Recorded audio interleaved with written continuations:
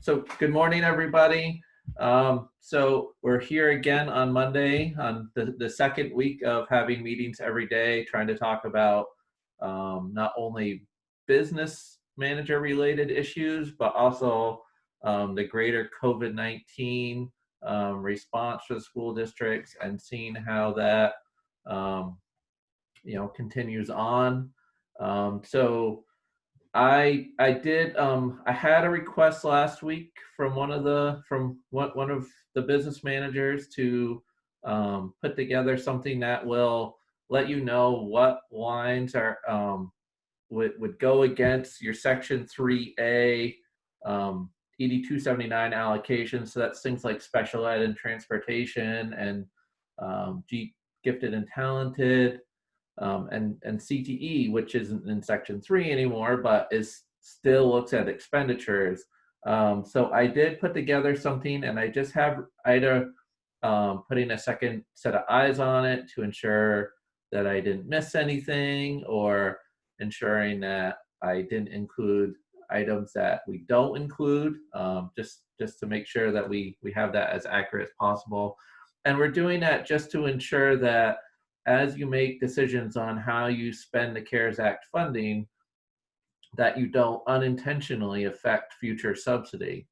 So again, that will hopefully help you. And if you have expenses that are current that you could put towards COVID-19, and of course, a lot of that is still forthcoming as far as what can be included and what can't be included. We have some pretty broad topics that can be included, but we've gotten a lot of really great questions from everybody as to can this be included or can that be included.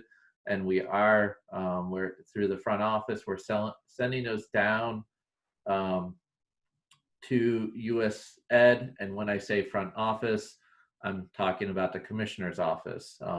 So just I realize sometimes that can be inside lingo, and so just to clarify, it's the commissioner's office is communicating with US Ed as to some of these more nuanced questions around what's allowable and not allowable. So we do have Monday, Wednesday, and Friday, which is more open as far as questions. So not only your CARES Act questions, but if you have anything else. So we have gotten some really good questions about how do we hold our public hearings? Can we hold our public hearings?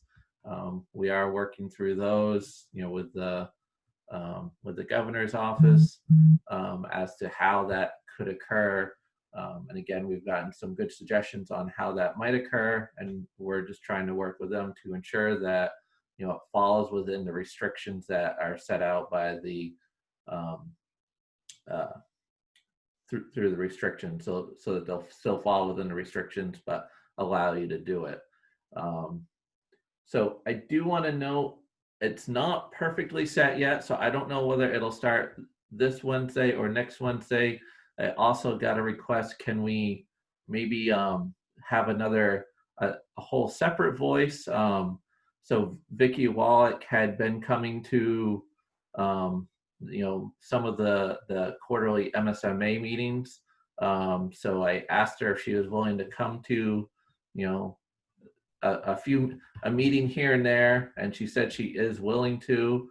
I'm not 100% sure if we'll align it for this Wednesday, but we'll at least start next Wednesday and have her on, and then see how often she'll come on, because a lot of that will depend on how what updates can she provide, and not to just have her on, but when can she provide some updates from the work that MSMA is doing as well. So beyond that, I don't really have anything to put out. I just wanted to give you a brief update, and then open it up as far as questions, anything that's going on, any challenges you're facing. We're taking those questions and challenges down and seeing what we can do. Any questions we sent to US Ed, we're still at this point waiting on a reply. So we've got question from Kathy Coffey. The subsidy areas that are expenditure driven, how is that going to be addressed in determining our subsidy for FY22? I know it's early to answer this, but it is something that needs to be determined moving forward. So at this point in time, we're going to look at those allocations in the same way that we do currently. We haven't switched any coding that we would look at. So as Joanne has said a few times, to the best of your ability, if you have special ed expenditures that you're going, or transportation or other types of expenditures like that you're going to use the COVID, try to have them be new expenditures. So something that's in addition to what you are already doing. So outside your normal operation. Again, if you move over expenditures that are already in your budget and move those into the CARES Act funding, then we would no longer be picking those up in the model. And that could certainly have, depending on your individual situation, will determine how much effect that has on your future state funding. Zach would like to know where the links to the recordings are stored. Yep. So let me close out of this other thing and then. So I do have, for the business managers anyways, a team set up, so it's through Microsoft Teams. And so what I'll do, and I sent out some instructions through the listserv, and let me find the correct screen. And so if I know I've sent it out to a number of people, and we did have some issues, and I found a new way to invite you to it that's a little bit easier. So the important thing is, so all you'll see is a single team down here for DOE school finance. You won't see these other teams. These are all internal teams that we have within the department. So you'll want to ensure that when you do get into teams that you click on general and then click on files. And that will bring up the list of files that we've uploaded to the team. And so I have uploaded, you'll note that the 4th and the 5th from last week aren't here. And unfortunately, I had some recording issues. So that was it started recording as soon as we got in. And so I went to start the recording and it actually stopped the recording. So unfortunately, I don't have videos for the 4th and 5th to upload. But we do have from last week so far, the 6th and 7th. And I should be able to get the last Friday uploaded when we talked about, looking at reopening, what are some thoughts and concerns and challenges that we're going to see in that reopening. So I'm gonna, and again, actual instructions on how to get there, I've provided some guidance in the listserv to find those. And if it's not coming up for you, just let me know. I'll like if you try to log it, if you download Teams and it's not giving you the permissions, just send me an email. I can send out a link that'll give your computer the permissions. Mary Payne wants to know about the timeline. So as far as the timeline goes, Mary, we're in a bit of waiting. So one of the questions one of the things that has come up is and I'm going to call it proportionate share, but I'm pretty sure that's a special ed term. But there's a very similar term for Title I. And it talks about how much of the funds need to be shared with private schools. We had the application, so Chelsea has said this a few times, but I know not everybody was on those previous calls. We have had the application, we actually had it ready last Thursday, I believe. Or actually, it might have been the Thursday before that, where we had everything ready to go. And then, based on what the CARES Act said, and then US Ed put out guidance last Thursday that conflicted with the law. So we have communicated with them, with a bunch of other states, and I believe CCSSO, that that their guidance is in conflicts with statute, and so can you provide additional guidance or retract the guidance? Essentially, our concern is that the guidance is conflicting with statute, and statute always overrides guidance. So we need further guidance from US Ed before we can put the application out. We do have it ready, and because this is affects the actual allocations to everybody, we can't even provide the allocations for you to budget off from. Thanks, Tyler. I do remember you're talking about that last week, and I didn't mean to make you repeat it. No. I see people asking these questions about what to do with the money, and I'm wondering if there's even a way to ballpark it or get a better sense of what we might be able to do now, besides sort of brainstorm ideas. Yeah. I know that I think there was some guidance that was sent out that gave some the approach that we should take in thinking it through. So I'll look at that as well. Yeah. But thanks. Right. I didn't know if any movement had happened on that or not. No, so not at this point. And again, I'll just to reiterate it again, which is good to reiterate this often, is this is just a tool to help you estimate, but I wouldn't use this as a firm budgeting tool. Is that we received 80% of our Title I allocation in CARES Act funding. And the law said we had to at least allocate 90% through the Title I formula to the schools. Maine allocated 91%. So if you were to multiply that out, I'm unfortunately not going to do that in my head. So you could do that math out. So take your allocation, multiply it by 0.8, and then again by 0.91. And that will give you a rough estimate anyways as to what you'll see. Thanks. Yep.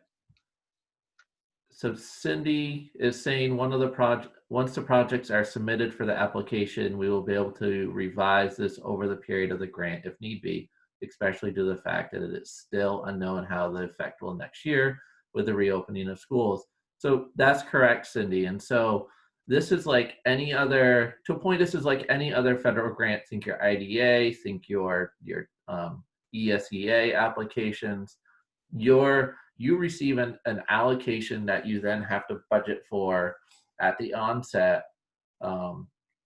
And so you are making an assumption as to what your needs are going to be over the period of time that you can spend the money. Some of those assumptions will probably be right, and many of those assumptions will probably change. So when you need to change your application, you just need to email the department, and through the portal that you need to have, through the GEM portal, that you need to have your application reopened. And then you will be able to go in there and change projects that you need to do. And so then of course it'll go back through the process, and whatever activity you've provided will get reviewed, and then the budget, to ensure that the budget aligns with the project. So Teresa Scott is asking, can private schools opt out of the CARES funding? Well, and so the funding for the private schools, whatever it does end up being, will actually be allocated to the school district for which they're within their boundaries. And so I think I'm not going to answer your direct question, because at this point, I mean, so a lot of that, or that piece of it is a little bit out of my knowledge, so I don't want to quite answer it. And we can send that one. We can probably answer that one tomorrow. If that's something that one of the program people feels comfortable answering. I didn't see any of them log in today, so I'm not 100% sure. So we can give a nice firm answer in an upcoming meeting. So what is the guidance document that Mary just mentioned? I'm new and just got set up to getting emails and wonder what I've missed regarding this. So, and Kelly provided the MailChimp so that you can ensure that you're getting all of those. And so let me,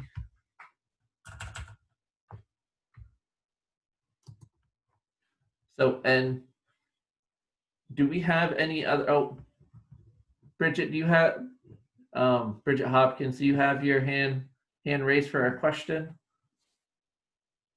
And I'm gonna look, and I'm gonna bring up the CARES Act page, funding page, so that people can see what's there now.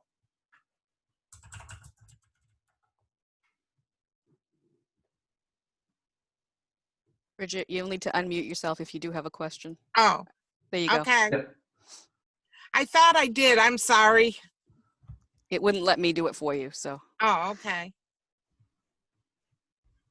Tyler, what I was referring to was it seemed to be part of a communication, like a priority notice or something that listed the process that you might think through in planning ahead, getting projects shovel ready. I thought it was a useful set of guidelines, but I don't know where it is. And I didn't have time to go look for it just now. So let me, I'll reshare a different screen here. I have a few open, so I've got to find the right one. There we go. So I'm sharing my screen here, and so this is the CARES Act funding page, and so you can see the finance training that we sent out originally. There's an FAQ, and then so information and resources for schools and school personnel, and then the USDE's FAQ, and then a number of other. There's the SEA template, the portal. And then so a number of other resources that are on there, which should be able to help you get to doing what Mary's talking about. We're trying to plan out for this. So I'm going to back up just to show you how I got there. So all I did was I'm at the department's main page, view resources for schools, and the nice bright red banner, and then over here on the right is the CARES Act funding, and that will get you right to here. And so this is where we're going to continue to populate information for the CARES Act funding.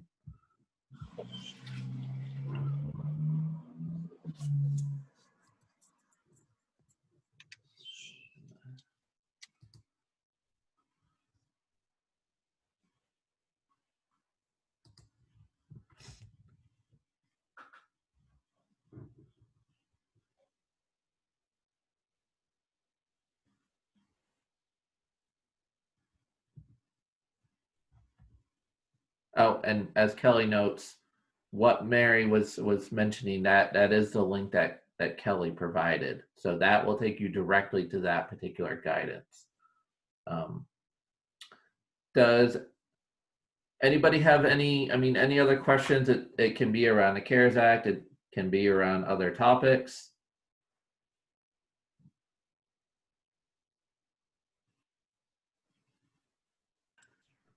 Hi, Tyler, it's Terry. Hi, Terry. Hi, sorry I'm so late. I never got an invite, and I don't have an invite for future meetings. Did I lose something between? I don't think so, but I will make sure you get that invite, Terry. I would appreciate that. Thank you. Yep.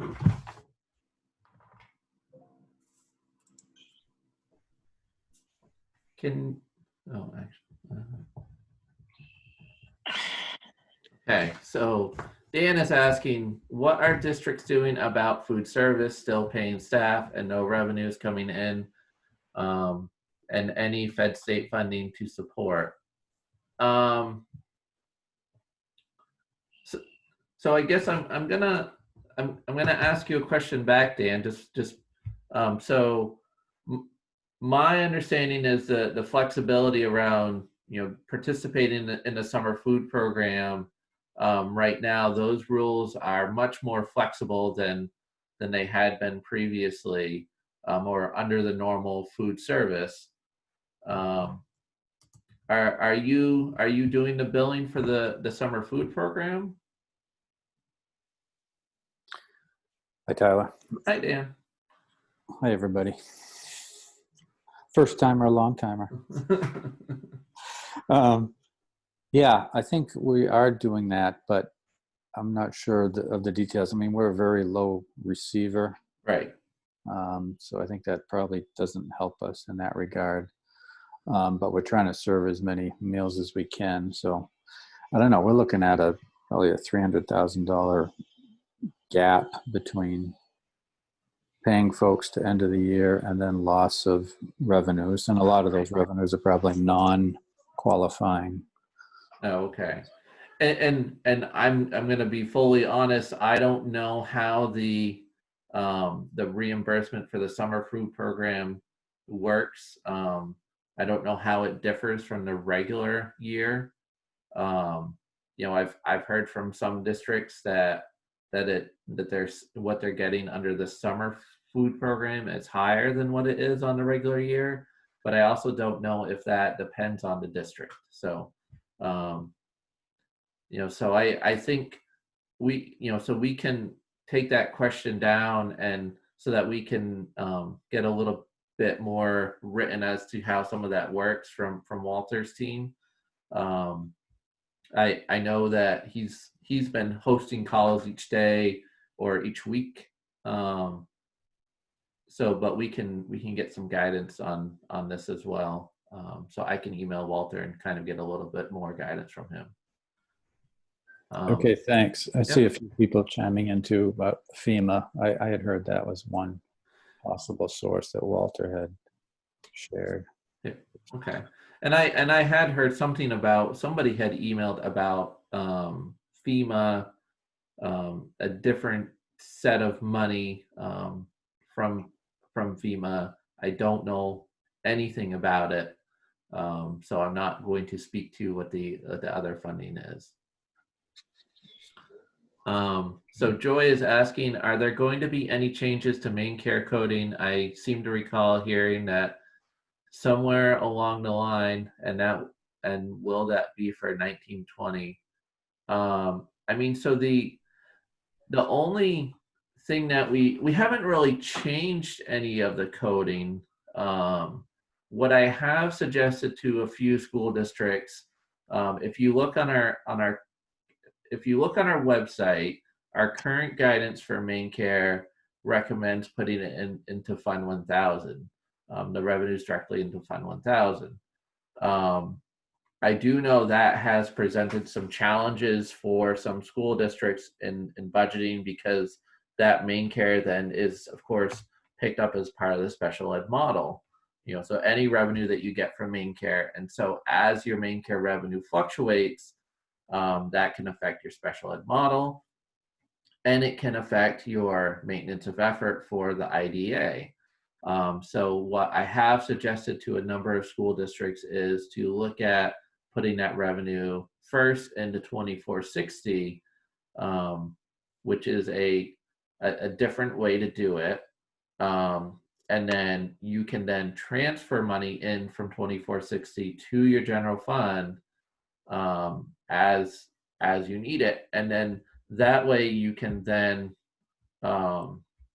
try to flatten out as best you can the effects on your IDA, maintenance of effort, and your general fund. and so how that's looked. And so that's something that, you know, we've recently kind of switched a little bit in our suggestions, mainly for budgeting purposes.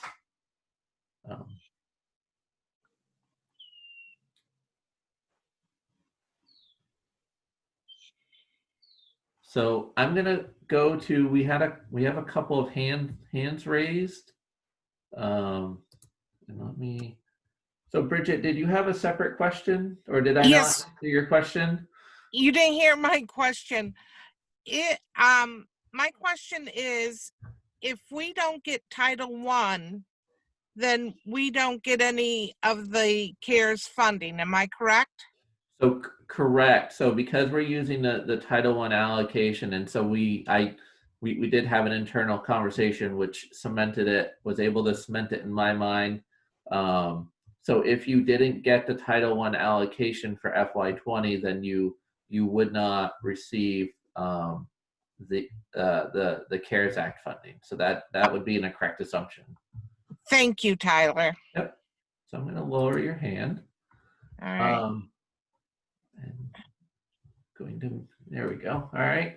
And then Hollis, you had a question. I do. Thanks, Tyler. This is really a response and follow up on Dan's question about food service. So in Gorham, we're a low receiver as well. We're similar to what Falmouth is looking at. Even after we've transferred into the summer feeding program, we're looking at about $100,000 loss. Okay. Now, our community has really, or our school board and our superintendent, we've all discussed the fact that this, we have to do this for the community. So we recognize that there is a cost of providing this, but it's important to us. So we're continuing to do it. Now, we have money that we can transfer from the general fund to help offset. However, we're also a district that our food service program is most of the time it's fully self-sustaining. So we don't normally have anything in Article 11. So to be able to transfer anything to cover that $100,000 puts us outside of our transfer authority. Okay. So I'm really just kind of talking out loud just to follow up with Dan saying, there's a lot of kind of questions around this. We know it's something communities are going to do because it's the right thing to do. But as business managers, we're all trying to figure out how to do it and how to fund it and how to make sure that we're recording for it properly. Right. Dan, we looked into some of the FEMA options, and Gorham just doesn't qualify for a heck of a lot sometimes, and I imagine Falmouth's probably in the same boat. So yeah. Well, and so that I think that brings up a really great point, that as you're looking at if you do have to transfer from your general fund and you haven't budgeted for that transfer. So I'm just wondering, and I'm gonna lean on the business manager's experience, because I'm fairly certain I've heard of this. And so essentially running a deficit this year in your food service, and then actually putting that article in your budget for next year. And so I'm wondering if that would be a viable option.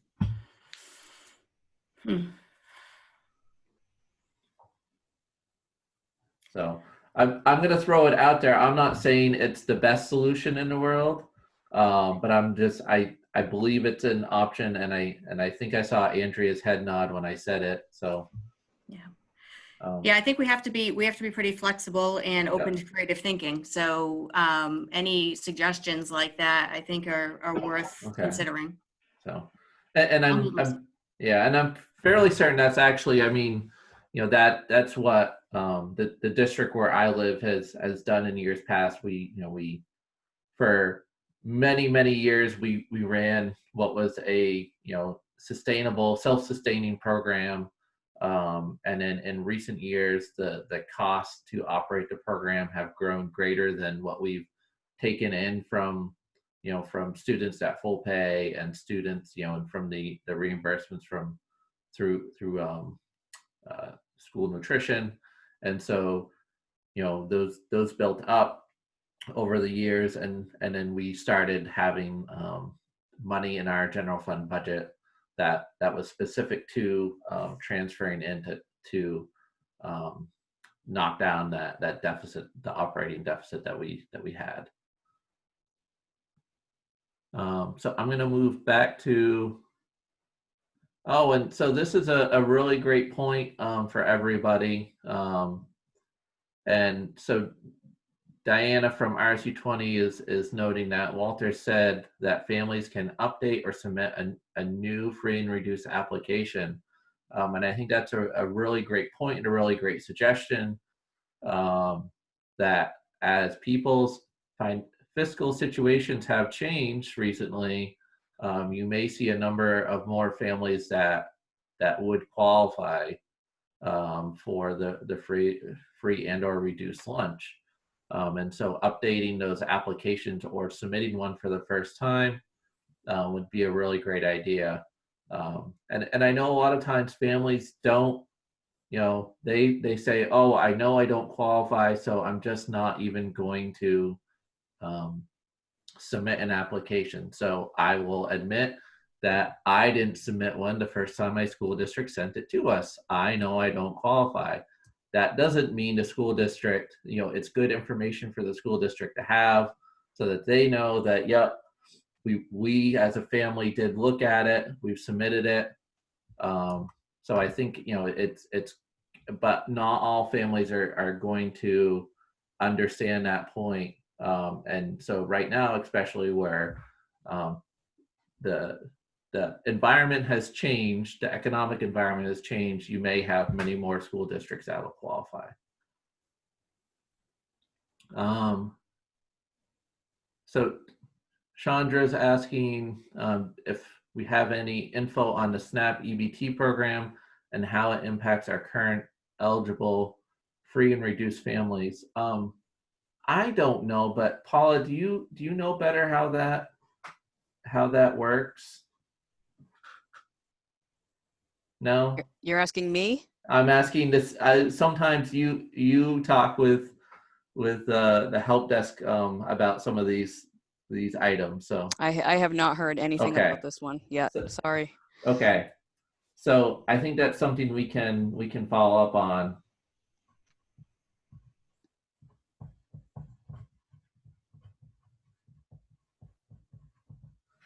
So we'll take that down as a question that we can follow up on in the future, in a future meeting, because again, that's another great question. I mean, so understanding how that works will help you out as a school district. So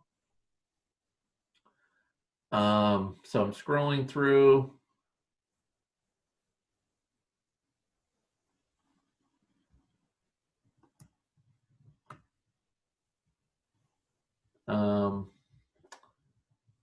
So Andrea, okay, so Andrea's saying transfers from carryover may also be an option. Denise Johnson. So Denise, what are you, you're saying try putting in, is that for a web page, Denise?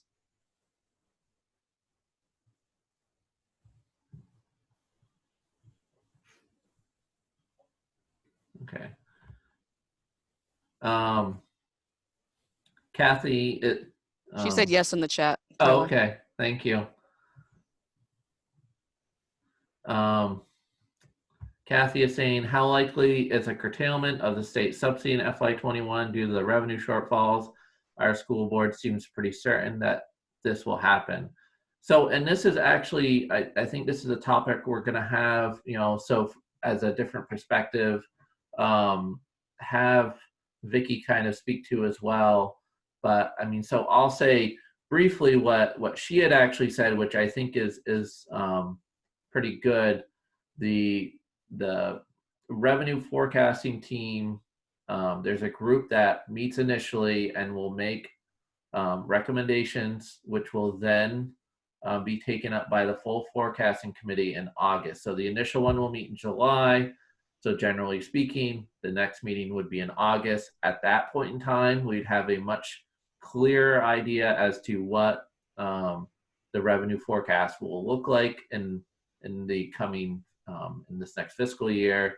And then the governor will have to then, of course, look at the current budget and figure out if anything needs to be changed. And so between then, of course, the governor and the legislature figure out, determine what, if any, changes need to be made to the budget.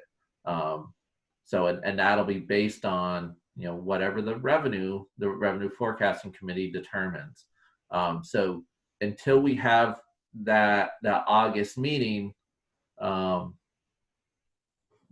then we can't, it's hard to determine, determine what's going to occur. And then, so you'll have to wait and see what the legislature proposes. And so Hollis is asking, she wants to, yes, Hollis. Thank you, Tyler.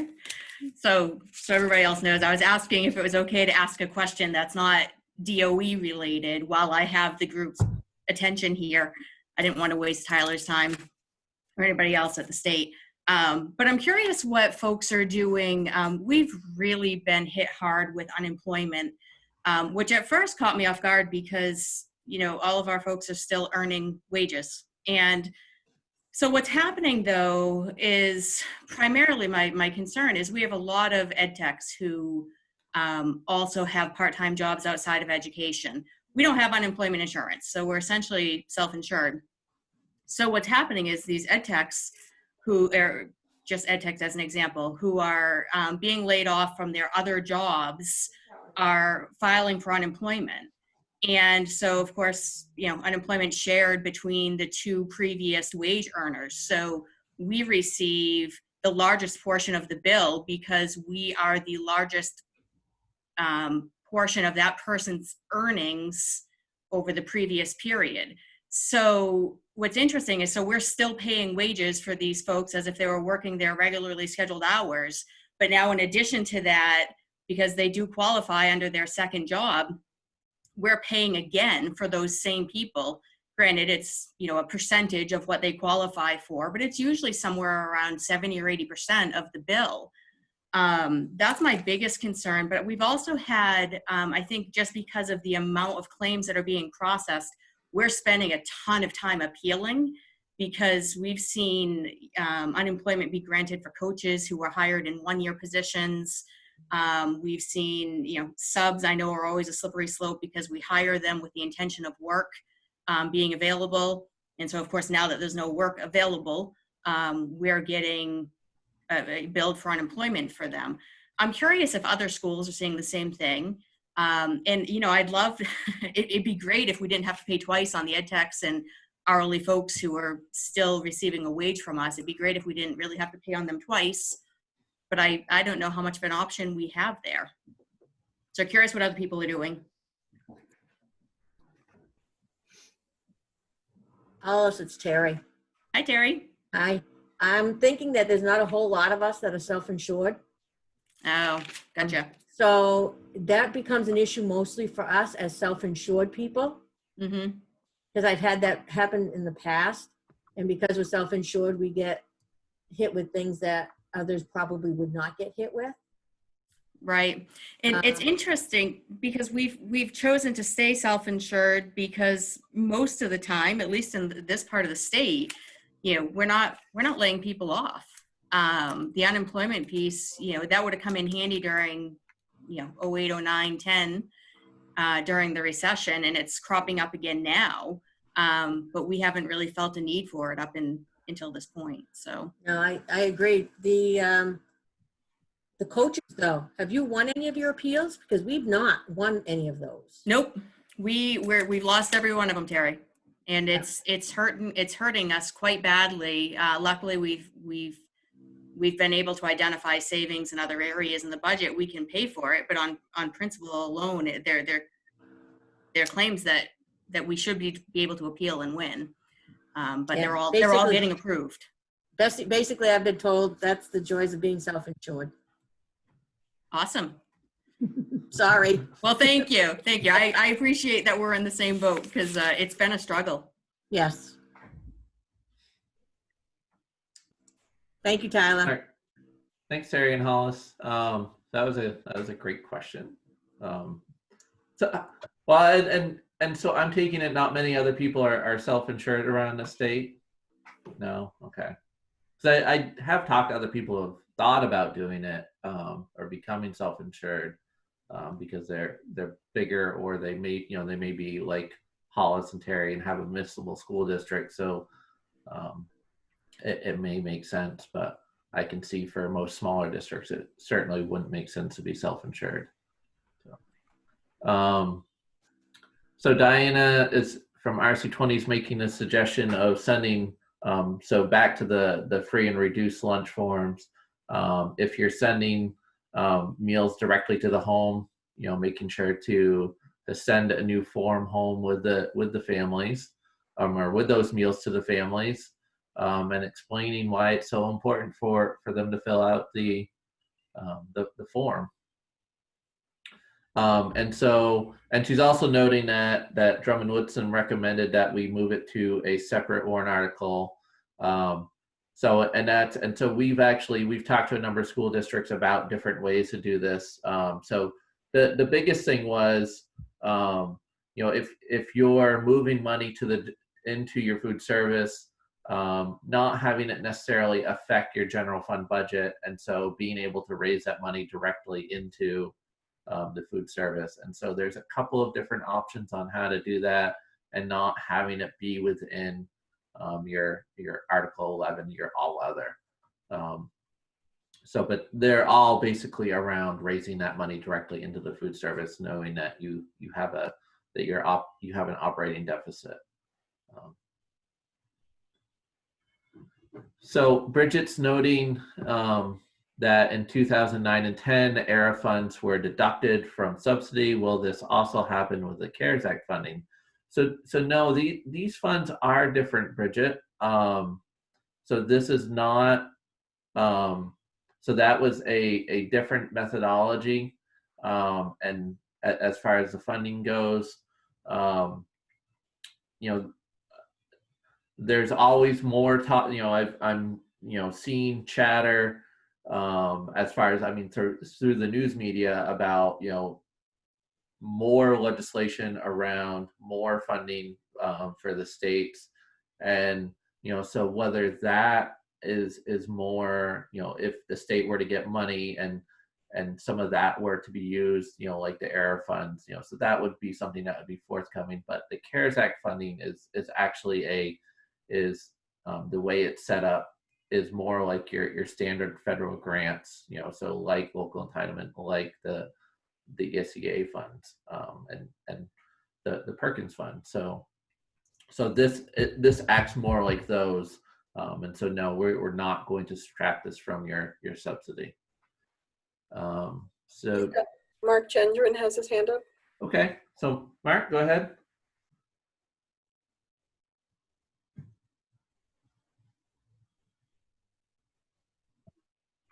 Hi, Tyler. I was just getting, I got in late. I just wanted to confirm that the application is not available right now. Correct. Yeah. And when is it going to be ready? Well, and so we will have it as ready as soon as we can.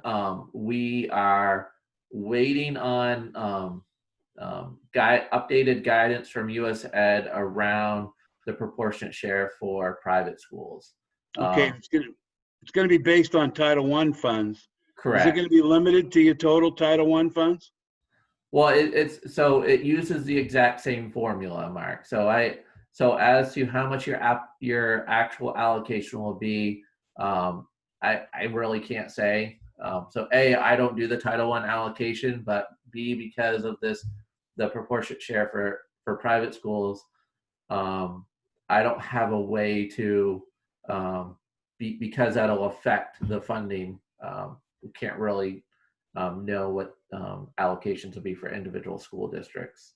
So we can't have like an estimate of what we could expect with the maximum fund from this application. Well, and so we've at a previous meeting provided that so the state received 80% of its Title I allocation in the CARES Act funding, and then the CARES Act funding said at least 90% of your allocation has to be allocated to school districts.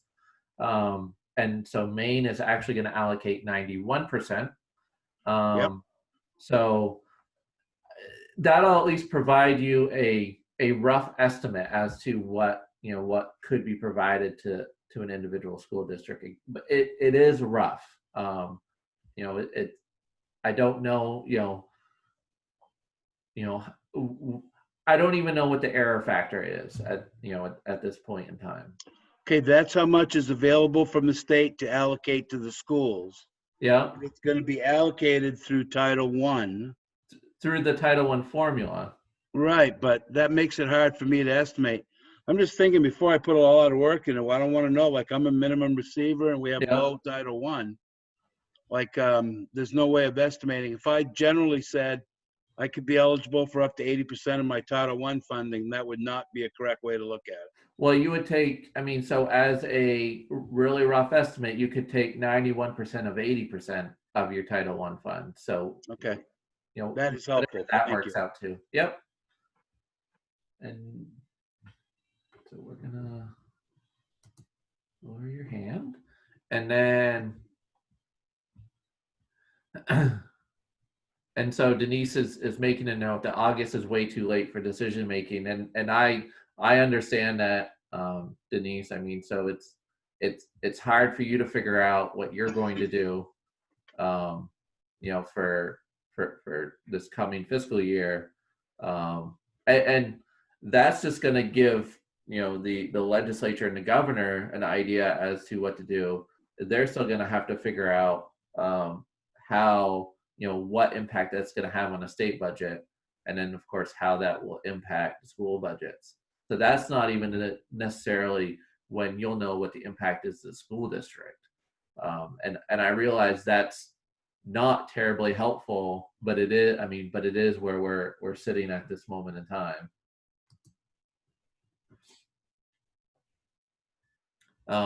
So Travis is asking, would that be a drop in subsidy in FY21 or FY22 budget?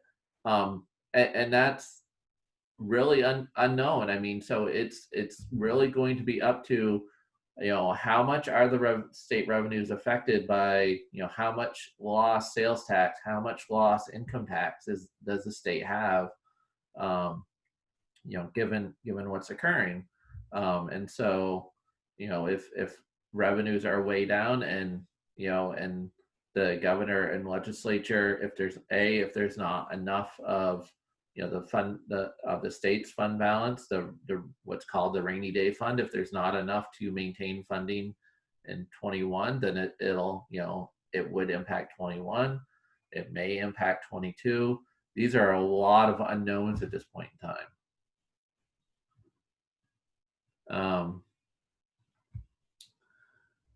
Tanya is saying, I would alert the governor and commissioner of Ed. Tanya, can you take yourself off mute? I'm not sure what that's in reference to. Sure, that was when they were talking about the problem with the double payment for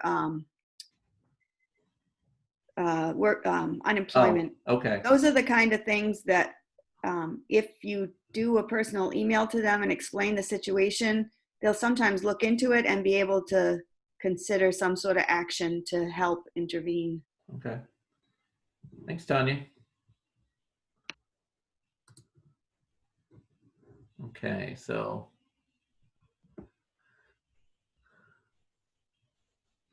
I'm going to skip your comment because I think that was in relation to the same thing, Zach.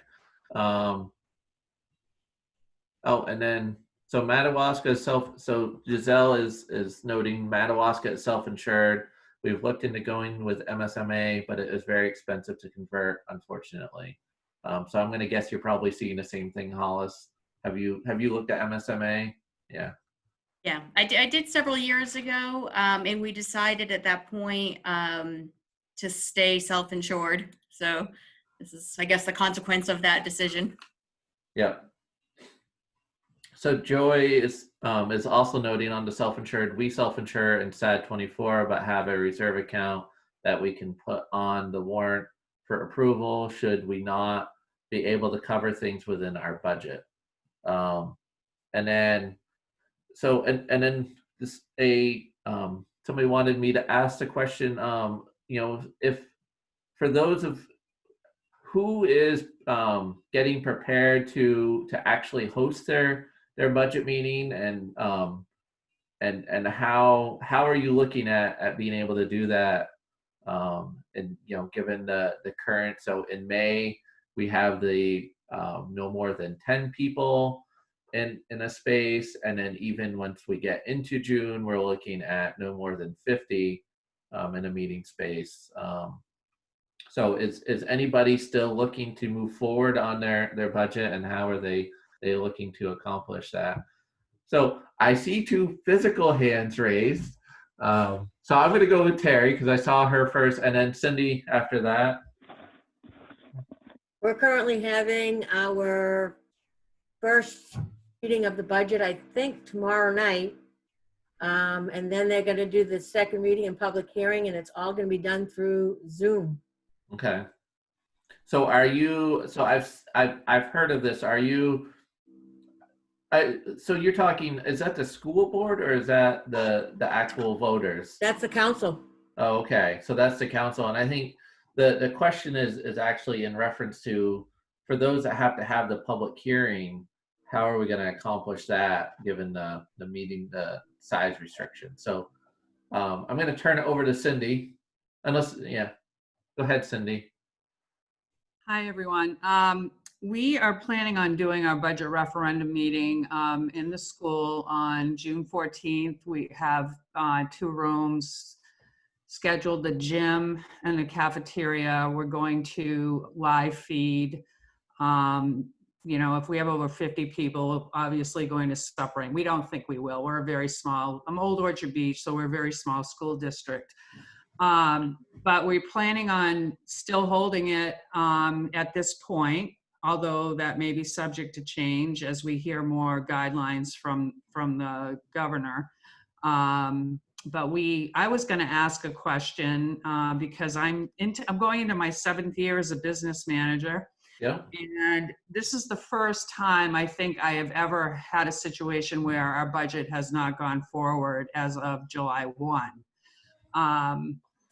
So if, you know, even if we do this regional budget vote, doesn't mean that the referendum is going to happen before July 1. Right. So what do other schools do? And I'm on ADS. How do we go forward with I know we have to go forward with status quo budget. How does that work? And like in ADS, I mean, is there an option for that to pull your old budget forward into the new year? And then what happens? I'm just looking for some guidance.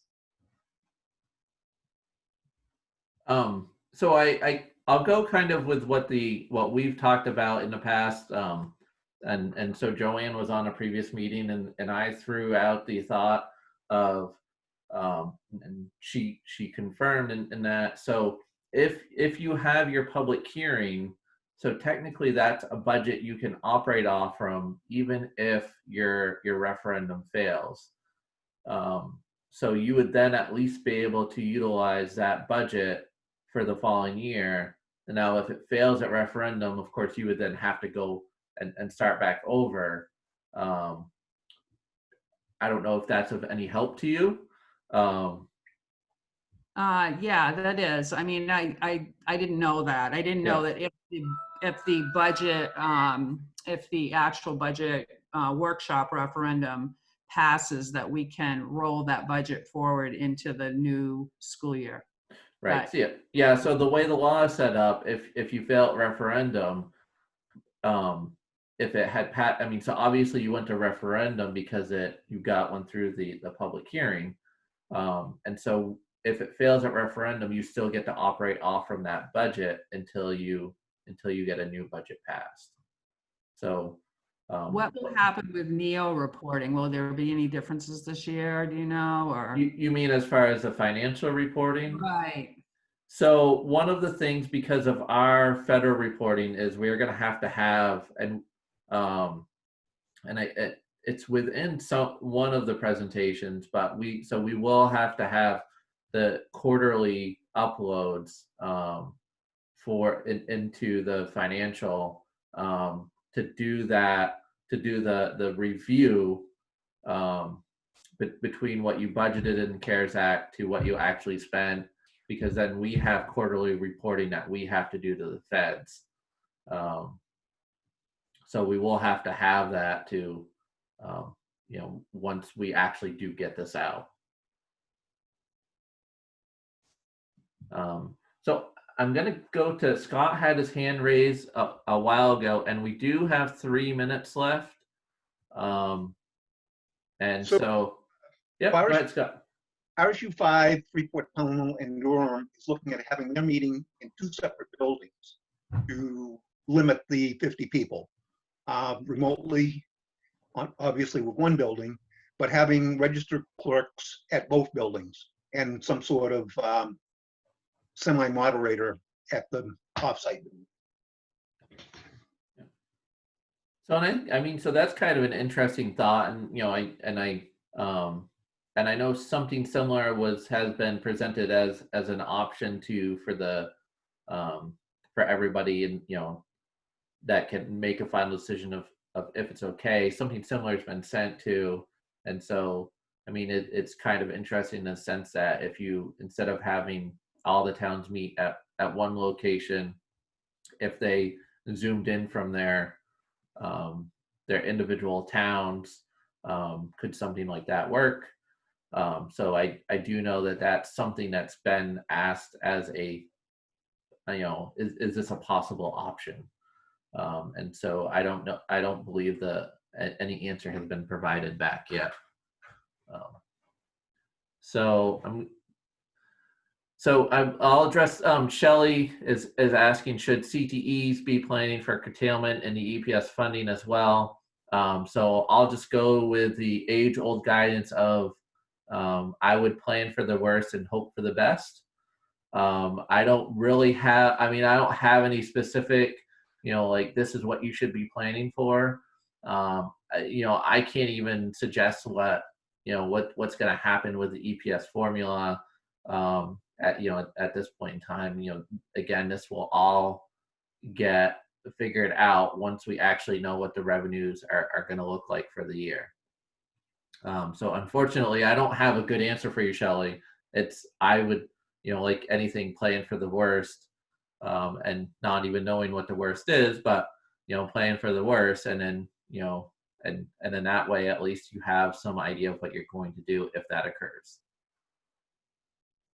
So Barb is noting that they're planning the budget meeting in multiple rooms according to the draft suggestion that Drummond Woodson is proposing. So, and maybe that's where that suggestion came from, was from Drummond Woodson. So again, that's being looked at.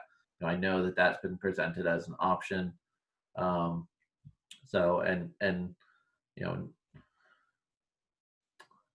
going to go on to, hopefully I can get through. We are at 11 o'clock, but I only see 2 more comments, so I'm going to read them off. So Steve is saying RSU 21 is planning to complete our district budget meeting on June 16th. Fingers crossed that we will be able to progress as planned. Thanks, Steve.